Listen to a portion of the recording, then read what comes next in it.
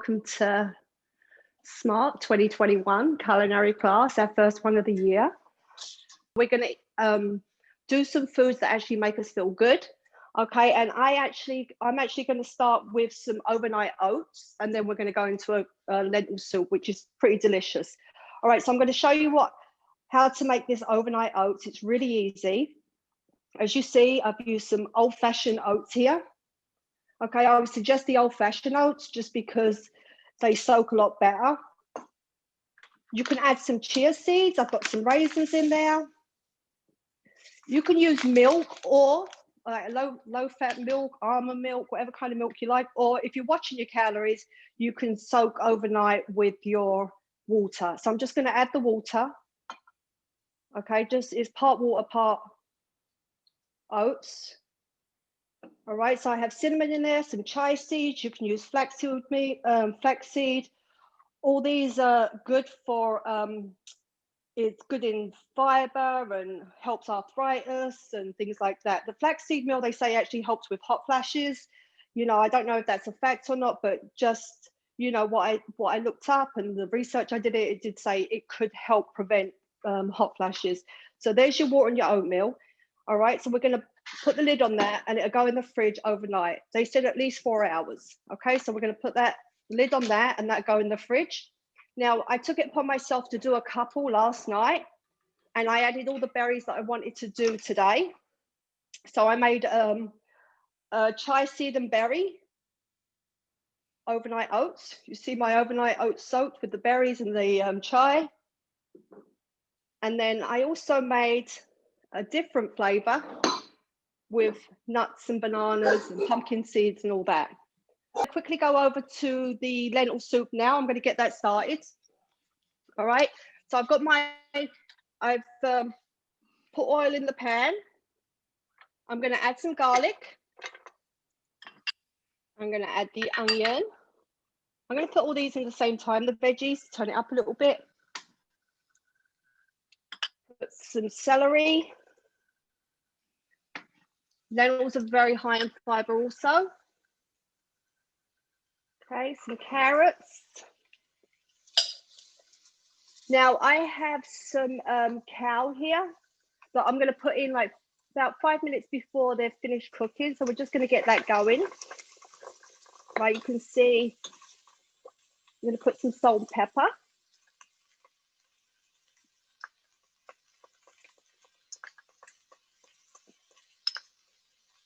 Salt and pepper. We'll get that going a little bit. Needs like another minute or so. And then we're going to put like, we have the sauce here. We're going to add the sauce. We're going to add the lentils. And we're going to add chicken broth or vegetable broth, whatever you have, or water. You can even add water. And then, like I said, the cow are going at the end. Now, this is what the soup looks like when it's cooked. So you see all that, the carrots and the cow in there and all the good stuff.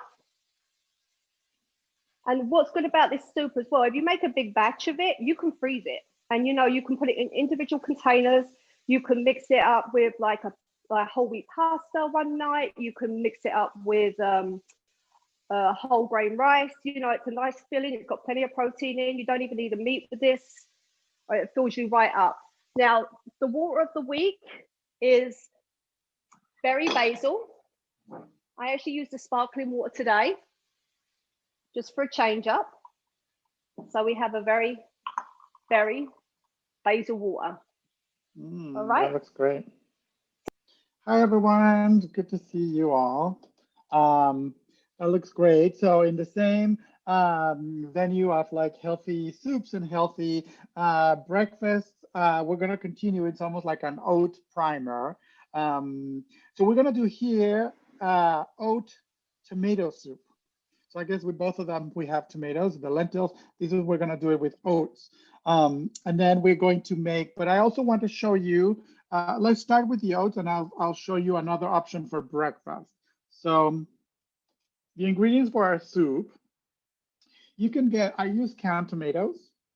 You can use like any diced ones, but I actually got the can, and this is like a large can, but I'm going to use like half of it. You can use the other half for another thing like the lentils that Sam did. Then you put it with a same amount of water. You blend it. I blended. These are diced. So I blended in with a couple, like 3 cloves of garlic. Okay, and this is what I have here, my juice already blended. Now, while you see, I just started, I added in my pan, just the dry pan, about 3/4 cup of oats. I'm using this also the rolled oats, but I'm going to show you, I like this one, especially for this soup, but you could use regular ones, but these ones say extra thick. Just gives them a little extra, like more body to it, which is not bad at all. So, but you can use the regular rolled oats. These are rolled oats, but extra thick. If you can find it, you not always you can find it, but if I see them, I'll get them. So anyway, what I'm doing here, just in the dry pan, is toasting the oats, giving a little. I'm developing the natural oils from the oats for the oat flakes, and just for extra flavor. A lot of people do it with nuts, with seeds when they cook with that, but the oats, same thing, it gives you. So while we do that, we're gonna just quickly, while that toasts, and it has to have just mild color, not a big thing. So I have like about half an onion, and I'm going to just dice it. Small dice. I like it in the texture of the soup, the onion. The recipe that I'll send you and I'll post in here later, it also includes, like I saw Sam had in her lentil soup, some celery. I didn't have any celery available. It was actually pretty bad. And so, but you can use like a couple of ribs of celery, a couple of the sticks of celery. But, you know, you go get this, your onion, bite-sized pieces. If you get down to this part, you just chop as best as you can. And then we're going to add, this is optional, to our oats that I'm still toasting a little bit. I can even smell it. When you start smelling the toast, the oil of add just about, this is a teaspoon of olive oil to the pan. If you want to cut your fat, especially for now, you can do without it. You can just do a little bit of water, and I'm going to add the onions right in there. Already there.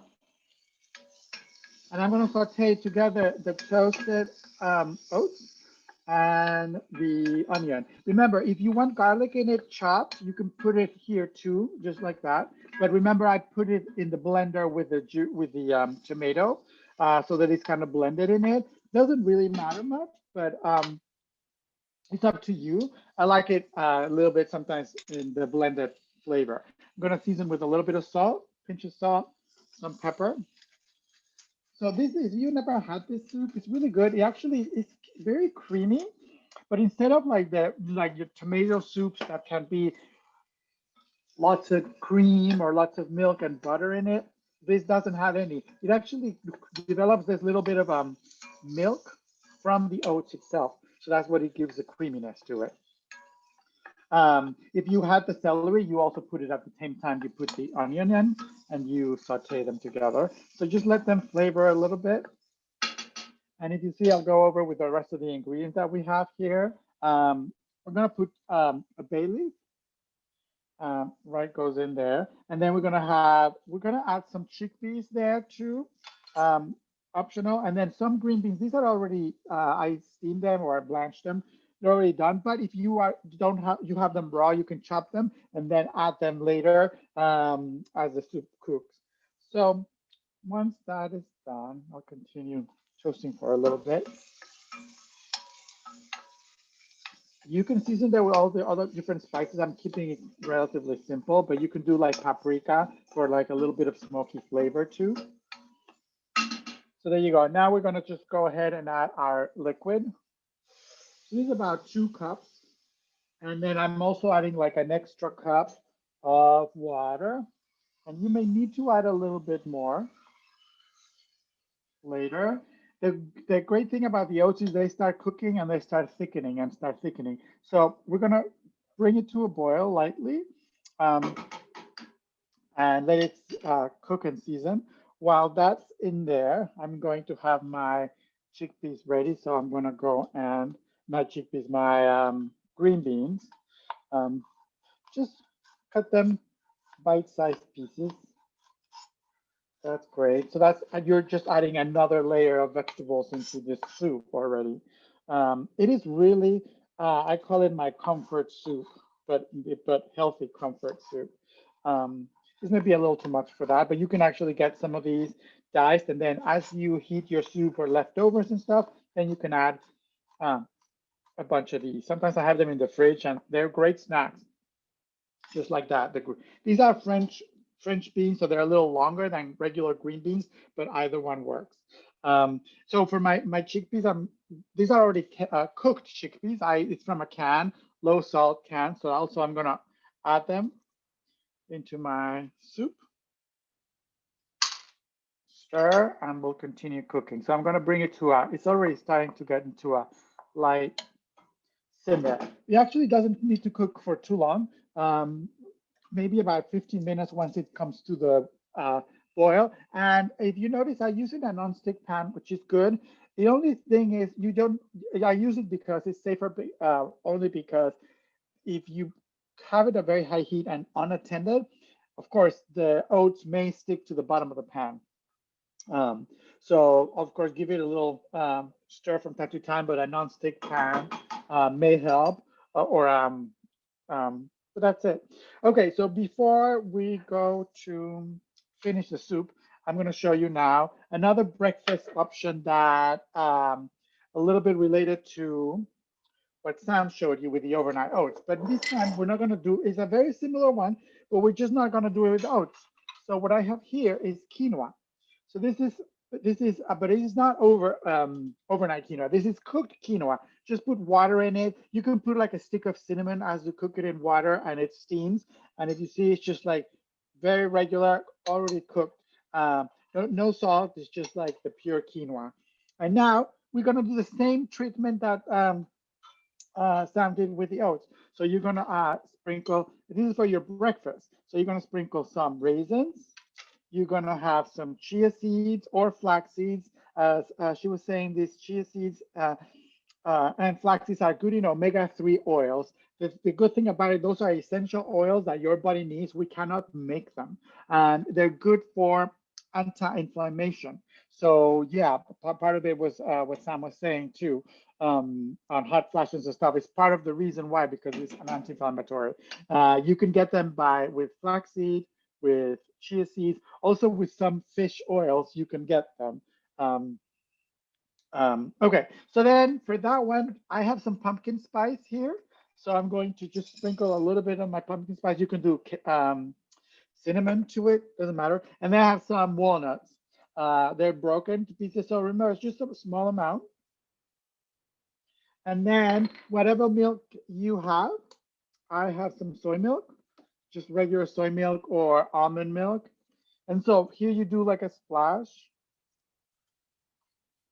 And this is your cereal. So you can put it in the microwave. Obviously, this is cold, but you can put it in the microwave, heat it up, or if you freshly made the quinoa in the morning, just like an oatmeal, then you're going to season it. And then we're going to put some fruit. In this case, I had some apples, and I just made somewhat like applesauce. I just cooked them lightly in a pan with a little bit of water and then mashed them. So just a little bit like that, or bananas if you have them, berries, whatever you have. This is a really nice kind of, you could just mix it in there, and it's a great, very hearty breakfast. So you can heat it up, as I said, in my microwave, but you'll have a lot of nutrients in it. And it's just made with quinoa, which of course has a lot of protein in it and fiber, like the oats. So if you sometimes get tired of oats, switch it to quinoa. That's the thing. And you can even use any other grains, whole grains, like cracked wheat, like whole wheat. You could do the same. I want to just point to the soup, how we're doing. See, it's coming to a boil. So as it comes to a boil, it starts thickening. You may need to add a little bit more water as it comes, but just continue stirring. Now I'm going to show you the one I made earlier. which is, I'll finish this one in a bit. So if you see this one, as it stirs, it gets this really nice creamy flavor. See, there's the chickpeas in there, the onions. If you had the celery, great. You can just, remove your bay leaf at the end, and then we can serve it. So what I'm gonna do is quickly just put a handful of, I was saying, like the handful of the green beans in there, and then just the hot soup. Pour it in my ladle. So see, like the consistency, it's really creamy. And it also, like, if you ever, I like it to serve it with kids, because they kind of, it's almost like pasta, like a pasta, but a healthy version of a roasted tomato pasta soup. So there you go, and it's really nice and creamy. You can just add a little bit of pepper at the end, and then you can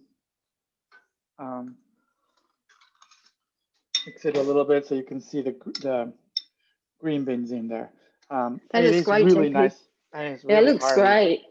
It looks really great. I just one thing that you can also make it creamier with, you can take a small part of the soup out and blend it, or if you have an emulsion whisker, just a little bit, and that make the soup creamy as well. I like my soup chunky. I like to taste veggies and that in there, but if someone does want to use like a soup a little bit more creamy, they can definitely do it that way. So just to keep in mind. That's a great idea. Yes, thank you.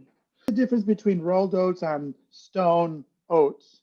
Okay, so it's interesting. The oats, the real oats that come from the ground are the shape of like a grain of whole, like they look a little bit like whole brown rice, like a long brown rice. It's like a kernel, it's a grain. Now, we're not used to it because it's very hard to get the whole, they call it groats. It's the whole real, the one that like horses eat. So that's called the groats. So what that means is if you are putting it on a stone, like you said, or sometimes they also call it Irish cut. So they put it in a stone and break it, the dry oat, and it breaks. And so you get almost like a crumbly, almost like the cracked wheat. That if you've ever seen we've done it in class, I remember, but the cracked wheat. But it's so that groat, it's broken into pieces, and that's what is the stone cut. So it's less processed, that one of the least processed, other than having the groat. Now for the rolled oats, what they do is actually the groat, the whole groat, they steam it first. So it puffs a little bit, almost like puffed rice. Imagine that. And then they rolled it with almost like a stone that it rolls over it. And so that flattens it into like a flake. That's what these rolled oats are. If you see them, they are like flakes. You can even see the grain itself, like a grain. But imagine this is like a brown rice toasted and then flattened. That's what our rolled oats is. And that's fine. And that's why the rolled oats, like the ones that Sam did, you can add water and soak them because they've already been cooked because they were puffed before. Now the Irish cut or the stone cut, they haven't been. So that's why when you cook them, it takes like 40 minutes to cook to really go through and cook them fully. So it's a little bit inconvenient for some people. I love them, the Irish cut or the stone cut. You can soak them ahead, like almost like beans, soak them ahead and then cook them, and that'll speed it up for maybe 30 minutes or something. But that's how it is. But okay, it's so really, I have a it's question. the least processed ones. Yeah. Okay, so I actually have a question. Like the oats that I use, although they're old-fashioned oats, they still are partly cooked? Yes. Yes. Oh. So the old-fashioned is the same as rolled oats. They just call it either rolled oats or old-fashioned. But yes, those have been steamed and pressed. That's why you get them in the flake form that is. One good thing about these kind of soups, it's really what you have in your pantry. I know the base of soup, the very basic of soup is always like onion, carrots, and celery. That's a good base to start off with. It has like lots of flavors in it, but you could add any kind of like You can do lentil. peppers. Yeah. I mean, Exactly. You could do whatever you have. And, you know, I have spinach also, and I was thinking about doing maybe one with cow, one with spinach, but I have so much cow that I wanted to use the cow this morning. You're getting your leafy greens in, you know, which is really important for your health. yeah, it's And a great idea to add any kind of yeah, green leafy greens into a soup. instant oatmeal, the pre-packets have, you know, the pre-packaged oatmeal has loads of sugar in. I would definitely suggest doing it this way. You know, you can't, like, just do it the night before. You can even make 3 or 4 of them and add your berries each day or add your toppings each day if you choose to. But the little packs, they have the peaches and cream, which I love, but I know they're full of like Yeah, they're sugar and full of things like that. sugar. Also, that Exactly. the instant ones, they're instant for a reason. So you remember how I said they were processing by steaming it, then pressing it and rolling it? That's fine. That's just very small. But for the instant, what they then do is pulverize it. It makes it basically a flour. So that's why what does that mean? They remove even more fiber from it. So, and remember, the more you process it, then it impacts in your blood sugar levels spike more because the Hmm. fiber has been removed more. So the more you go into instant and then you added all the sugar, then your blood sugar really is in trouble at doing spikes, and you will be hungrier faster after the meal rather Hmm. than having with the whole fiber in it. And what foods can reduce inflammation? Flax The flax seeds, seeds, yeah. chia seeds, some like healthy oils like, I mean, some moderate consumption of fish oils, like the one we're talking, tilapia, for example, some amount of salmon can help in that.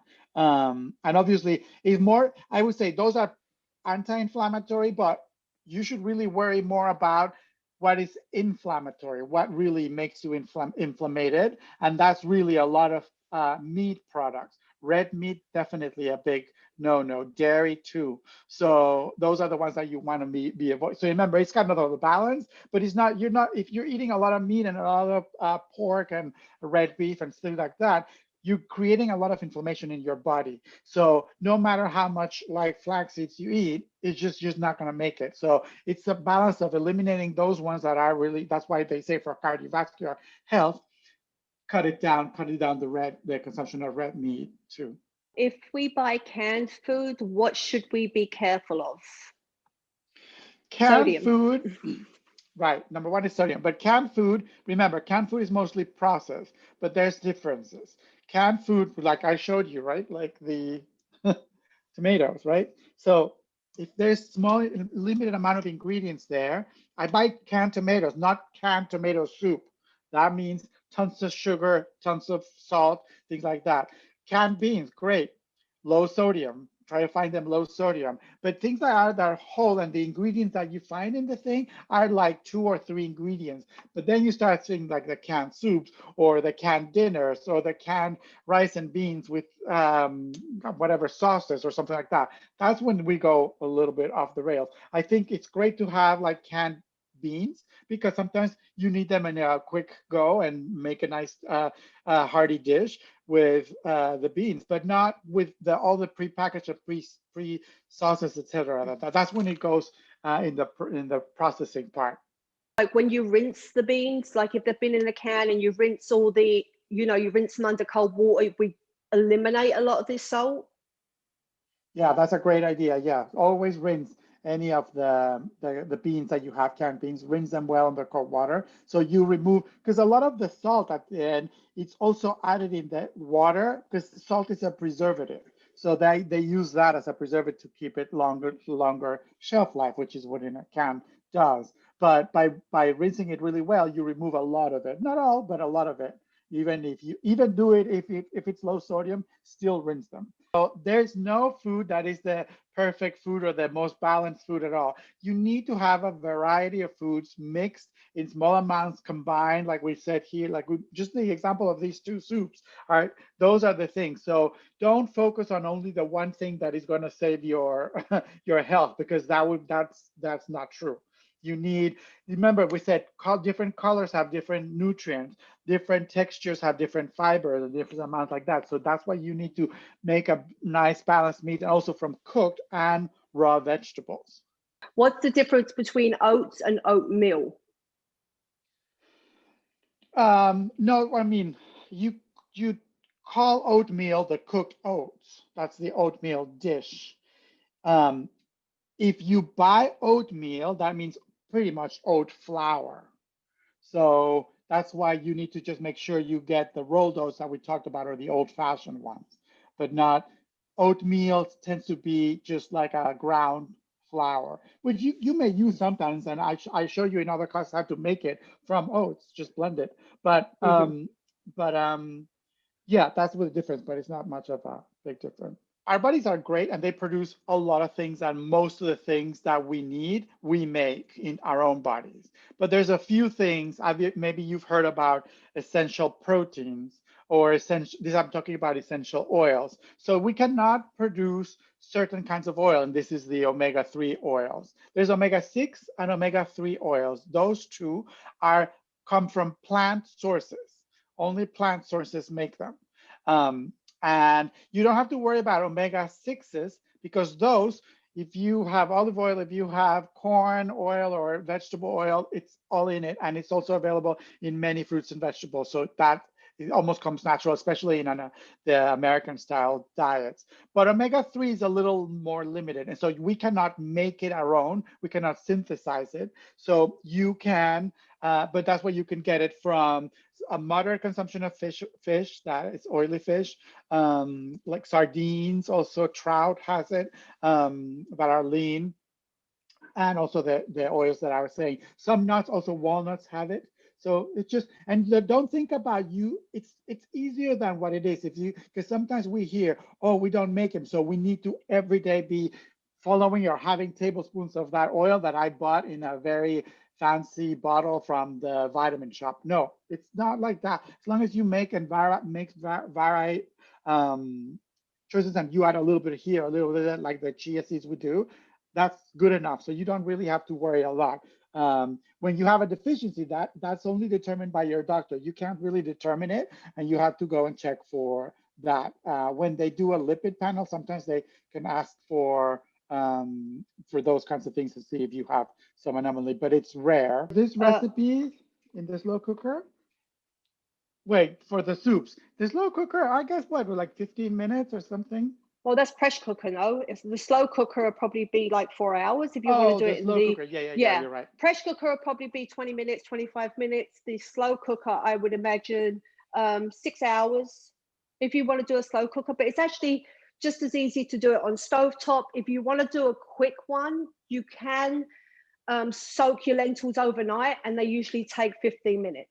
We actually have like a good amount of vitamins in these two soups, so that make you strong and make you feel good. Keep in mind, these are going to make you feel strong. They're going to keep you full. It makes you stop snacking, Right. and blah blah Your blah. blood sugar is going to be nice and stable. Yeah. Exactly. Take care, everyone. Thank you, everyone. Bye.